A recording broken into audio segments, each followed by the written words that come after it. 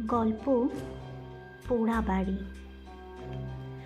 প্রতি রাতেই একই স্বপ্ন, একটা পোড়া বাড়ি, কালো দেয়াল, ভাঙা ছাদ, দরজার সামনে দাঁড়িয়ে থাকে একটি মেয়ে। তার মুখ দেখা যায় না, তবু বাড়িটা তার ভীষণ চেনা।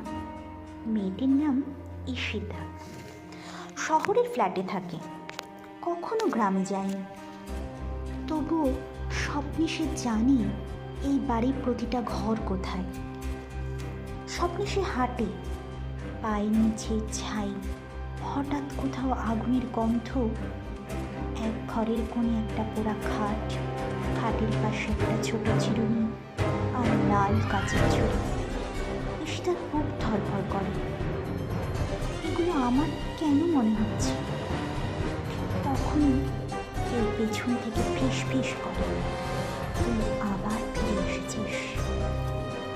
ঘুম ভেঙে যায়। ঈশিতার হাতে তখনও চুরির ব্যথার দাগ। পরদিন অফিসে বসে হঠাৎ সে আঁকতে শুরু করে ঠিক সেই পোড়া বাড়ির ছবি। এক সহকর্মী তাকিয়ে বলে, এটা তো দেওপুর গ্রামের পোড়া বাড়ি। ঈশিতা চমকে ওঠে। দেওপুর? সে নামটা আগে কখনো শোনেনি। কিন্তু তার মাথার ভেতর একটা কণ্ঠ বলছে, ওটাই তোর বাড়ি ছিল। সেই রাতে স্বপ্নে পোড়া বাড়ির দরজা এই প্রথম আস্তে আস্তে খুলে যায়। সেই রাতে স্বপ্নটা আর স্বপ্নের মতো লাগছিল না। ঈশিতা পোড়া বাড়ির ভেতরে ঢোকে। দরজা নিজে থেকেই বন্ধ হয়ে যায়। ঘরের দেয়ালে কালো ছাইয়ের মধ্যে কিছু একটা লেখা। ঈশিতা হাত বুলিয়ে পড়ে, অরুণা, 1998।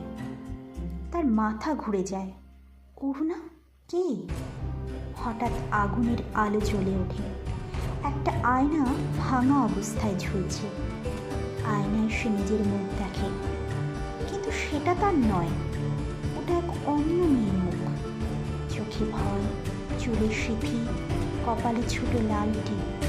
একটা কণ্ঠ ভেসে আসে, এই তো ছিলি তুই। ঈশিতা চিৎকার করে ওঠে।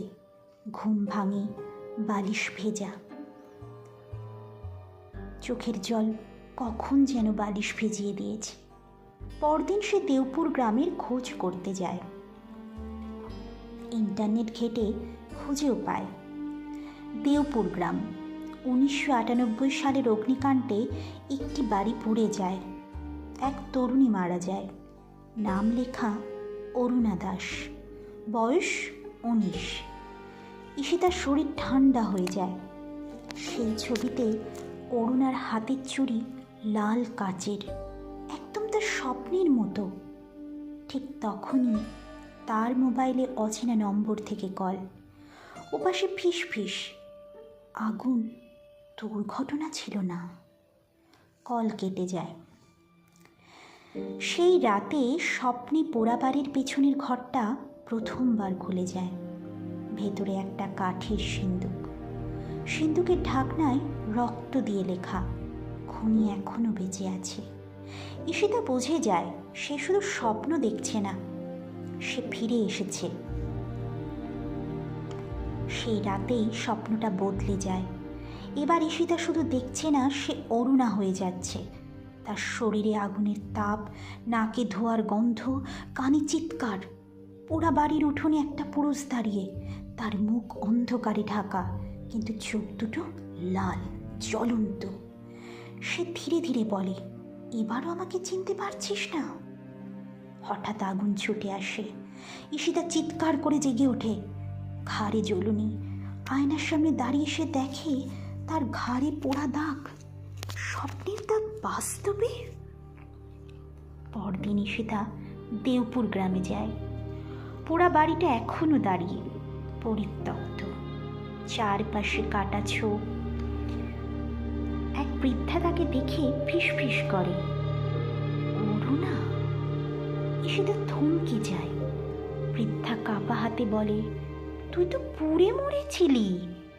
ঈশিতা জানতে চায়, ওই বাড়িটিতে আগুন লাগার কথা, বৃদ্ধা চোখ নামিয়ে বলে, তোর মামা জমির লোভে ঘরে আগুন লাগিয়েছিল।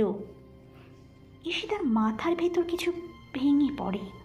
ঠিক তখনই পোড়া বাড়ির ভেতর থেকে একটা পরিচিত কণ্ঠ ভেসে আসে, এবার পালাবি না? ঈশিতা ঘুরে তাকায়।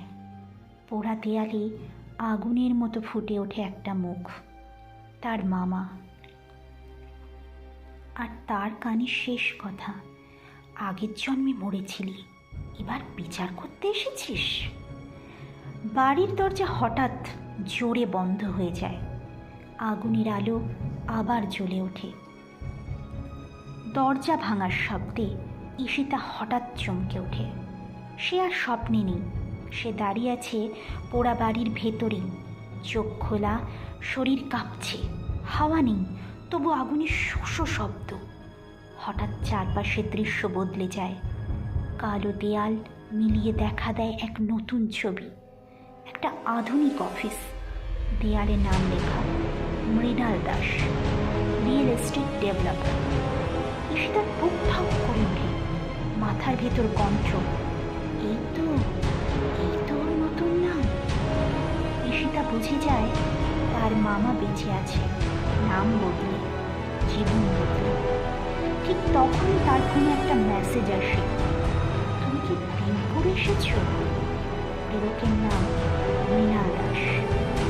ঈশিতার হাত ঠান্ডা হয়ে যায়। সে উত্তর টাইপ করে, হ্যাঁ। সঙ্গে সঙ্গে লোকেশন আসে। আজ রাত 9টা, পোড়া বাড়ির সামনে। রাত নামতে শুরু করে। ঈশিতার ভেতরে কিছু একটা বদলাচ্ছে। কণ্ঠস্বর ভারী হচ্ছে, চোখের দৃষ্টি তীক্ষ্ণ। আয়নায় তাকিয়ে সে দেখে এক মুহূর্তের জন্য তার মুখ নয়, অরুণা। রাত 9টা। একটা কালো গাড়ি এসে থামে। মৃণাল দাস নামেন। বয়স হয়েছে, কিন্তু চোখের ভেতর সেই পুরনো আগুন। সে পোড়া বাড়ির দিকে তাকিয়ে বলে, এখনো দাঁড়িয়ে আছে? ঈশিতা সামনে আসে। মৃণাল তাকিয়ে থমকে যায়, তোমাকে কোথাও দেখেছি। ঈশিতা হালকা হাসে, 1998 সালে। মৃণালের মুখ ফ্যাকাশে। হঠাৎ দূরে আগুনের আলো জ্বলে ওঠে। পোড়া বাড়ির দরজা নিজে থেকেই খুলে যায়, আর ভেতর থেকে ভেসে আসে একটাই শব্দ, ফিরে আয়। মৃণাল এক পা পিছিয়ে যায়, আর ঈশিতা জানে আজ রাতটাই শেষ রাত। রাত গভীর হয়। পোড়া বাড়ি আগুনের হালকা আলোয় জ্বলছে না, তবু ধোঁয়া ভেসে আসে। ঈশিতা ধীরে ধীরে ভেতরে প্রবেশ করে, অভ্যস্ত পায়ে কিন্তু দৃঢ় চোখে। মৃণাল দাস পিছনে থাকে, হাত কাঁপছে। ঈশিতা তাকিয়ে বলে, এবার আর পালাতে পারবে না। ঘরের কোণে ধোঁয়ায় ঢাকা সিন্দুক। ঈশিতার হাত স্বয়ংক্রিয়ভাবে উঠে যায়। ঢাকনা খোলার সঙ্গে সঙ্গে সিন্দুকের ভেতর ফুটে ওঠে আগুনের আলো। ঈশিতার শরীরে অদ্ভুত শক্তি জাগে। মৃণাল সরে যেতে চায়, কিন্তু পা জমে যায়। ঈশিতা ধীরে ধীরে ধনঞ্জয় কাকার মতো আওয়াজ শুনতে পায়, বিচার হবে, হবে বিচার। সিন্দুক থেকে ভেসে আসে আগের জন্মের অরুণার আত্মার। চোখে আগুন, মুখে দুঃখের চিহ্ন। ঈশিতা আয়নায় দিকে তাকায়, আর তার মুখের সাথে অরুণার মুখ মিলিয়ে যায়। মৃণাল চিৎকার করে, ব্যথা আর ভয়ের মিলন। ঈশিতা কণ্ঠে বলে, তোমার পাপের হিসাব আজ মিটবে। হঠাৎ আগুনের জ্বলন্ত হাতগুলো মৃণালের চারপাশে ধরে। তিনি চেষ্টা করেন পালাতে, কিন্তু হাতগুলো শক্ত হয়ে যায়। পোড়া বাড়ি নিজেই কম্পিত। মৃণাল চিৎকার করতে করতে ধোঁয়ার মধ্যে হারিয়ে যায়। ঈশিতা চোখ বন্ধ করে ধীরে ধীরে বাইরে আসে। পাহাড়ি ঠান্ডা হাওয়া, পুকুরের মতো ধোঁয়া ছড়িয়ে আছে। সন্ধ্যার আলোয় ঈশিতা জানে অরুণার আত্মা শান্ত। মৃণালের পাপের বিচার সম্পূর্ণ। পোড়া বাড়ি ধীরে ধীরে ধ্বংস হয়। কেউ আর এভাবে কাছে যায় না। ঈশিতা ফিরে যায় শহরে, কিন্তু মাঝে মাঝে তার ঘুমে আসে সেই ধোঁয়ায় ঢাকা সিন্দুকের আলো। কণ্ঠে শুধু একটাই ফিসফাস, সত্য কখনো হারায় না, যা করা হয়েছে তার হিসাব নিতে হয়।